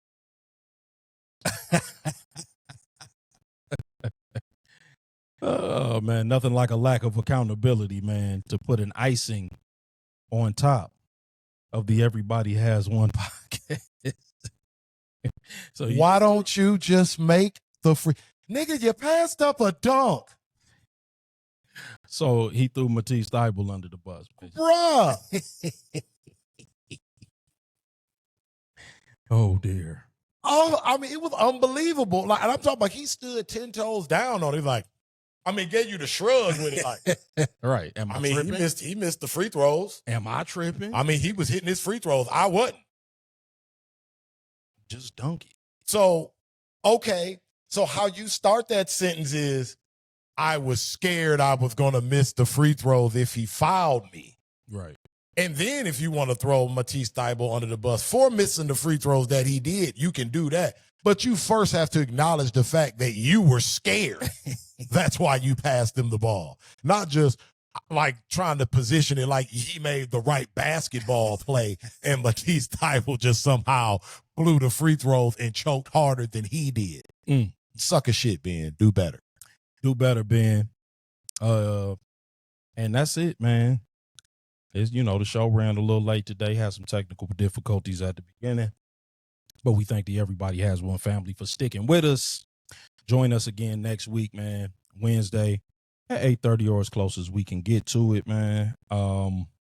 Remember to like, share, and subscribe. That's Everybody Has the #1 sports podcast on YouTube. Everybody Has One spelled out sports podcast everywhere else. That's Instagram, that's Facebook, that's Twitch, that's TikTok, and that's Threads. The audio version of the podcast is also available on Apple Podcasts and Spotify, man. So make sure y'all checking us out there.